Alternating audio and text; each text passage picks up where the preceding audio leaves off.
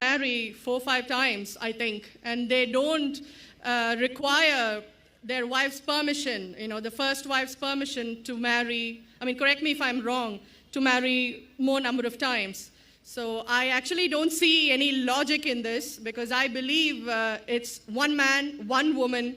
That's the institution of marriage. So please clarify. Thank you.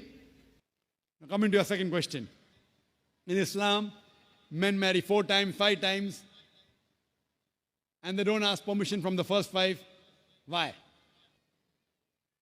As far as polygyny is concerned, a man having more than one wife, Islam is the only religion, and Quran is the only religious scripture on the face of the earth which says marry only one.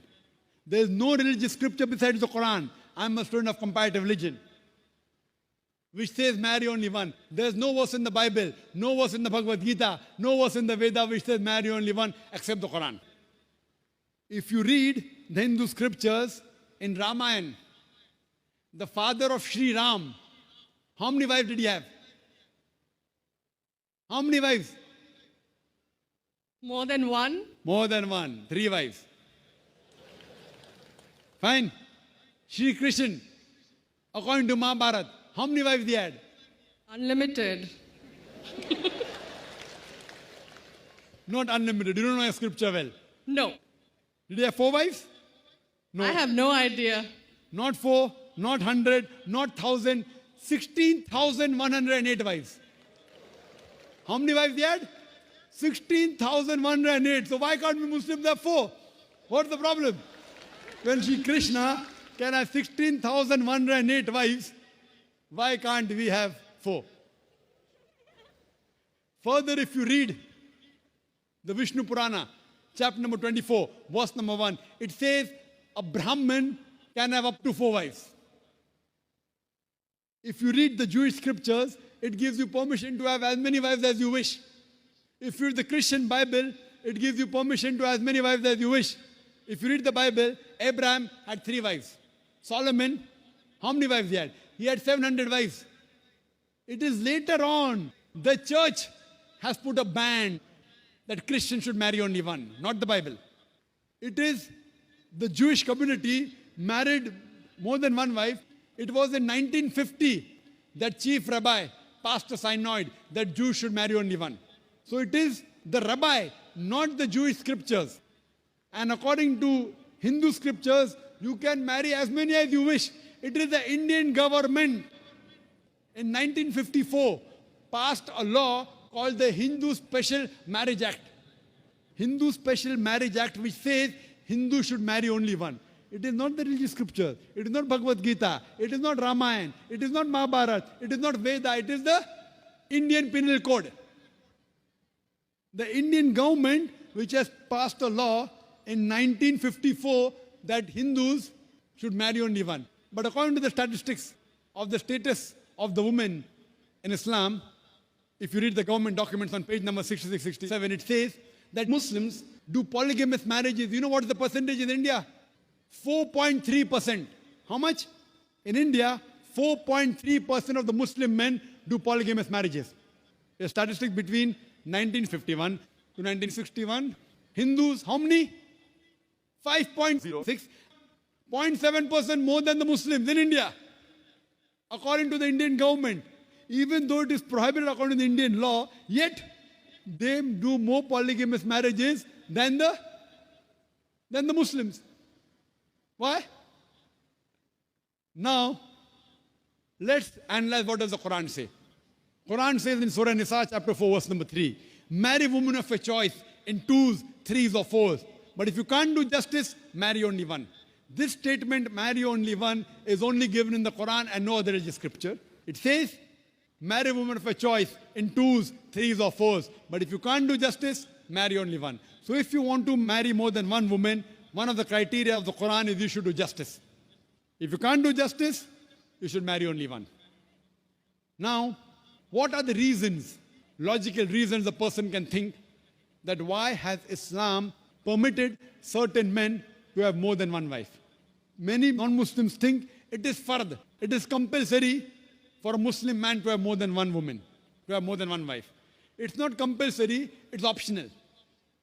It's not fard. It's not compulsory. How many Muslim men do you know who have more than one wife? How many do you know, sister? How many do you know? A few. How many?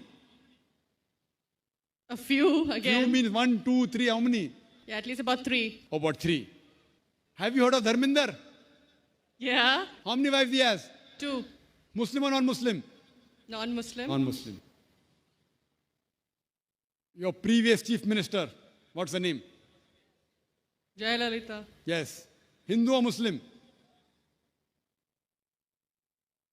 Hindu or Muslim? Hindu. Hindu, fine.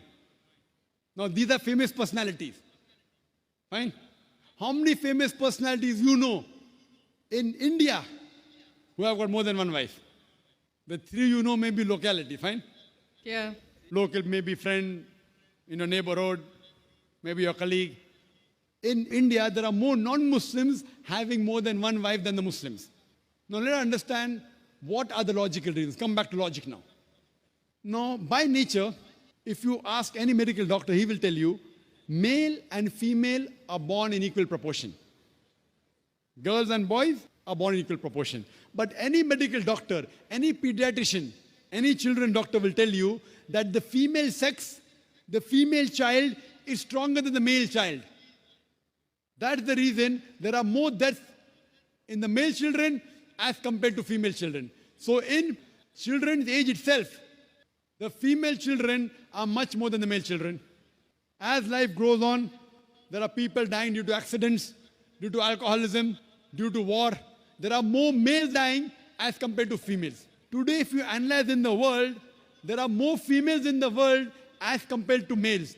There are few third world countries like India where the male population is more than the female population. And do you know why? The reason is because of female feticide and female infanticide. According to an article, a program which came on BBC by the name Let Her Die, the program was assignment. There was a British reporter by the name of Emily Buchanan. She comes to India and she says that every year in India, more than 1 million fetuses are being aborted after they identified that they're females. She says more than 3,000 every day. You multiply, more than 1 million every year. According to the Tamil Nadu government hospital report, she gives the statistics, out of 10 female born alive, do you know how many are put to death? 4. Sister, did you know that? Tamil Nadu, your state, your beloved state, according to the government statistics, out of 10 females born alive in the government hospital, 4 are put to death. There are billboards put in Rajasthan and here, which says that spend 500 rupees and save 500,000 rupees. You know what does it indicate? Spend 500 rupees, do ultrasonography, do amniocentesis, identify the child you're carrying is a female, abort her, and save 5 lakh rupees, 500,000 rupees.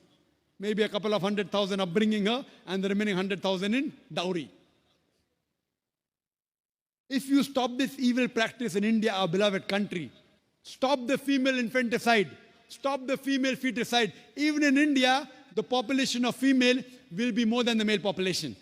If you see the rest of the world, if you see New York alone, there are 1 million females more than males. In USA alone, there are 7.8 million females more than males.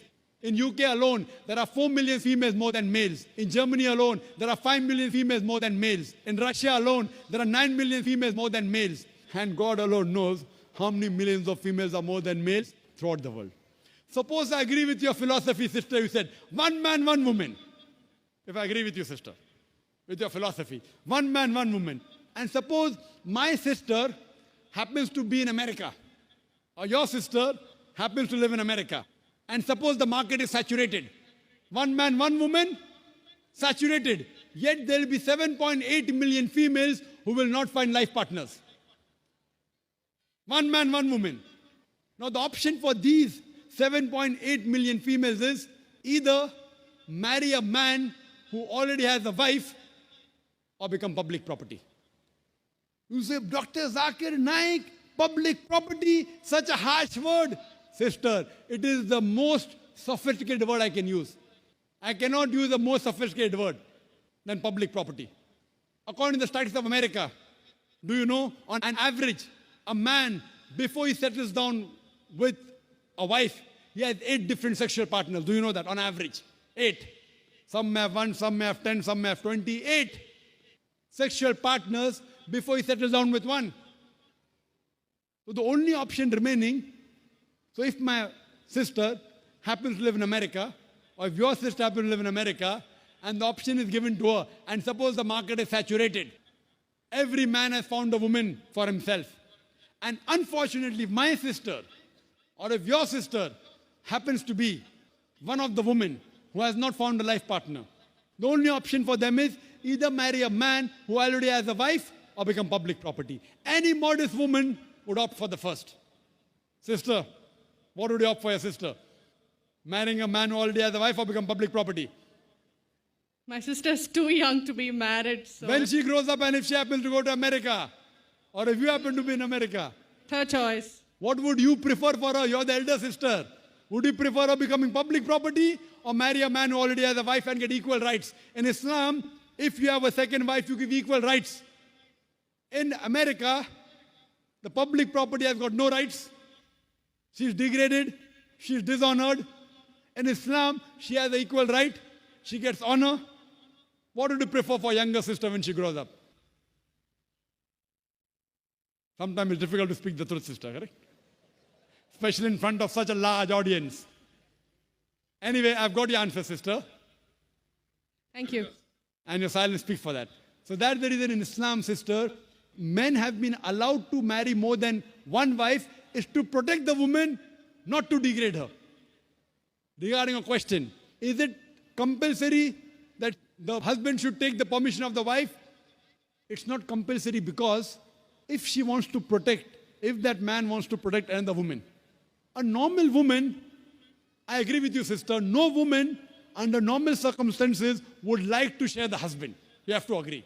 This is human nature. But if the woman is a good Muslimah, is a good Muslim woman, what she says, let a small loss take place to prevent a big loss. She will say, I know sharing my husband is a loss for me, but I would prefer letting a small loss take place for me to prevent my sister becoming public property. She's a good human being.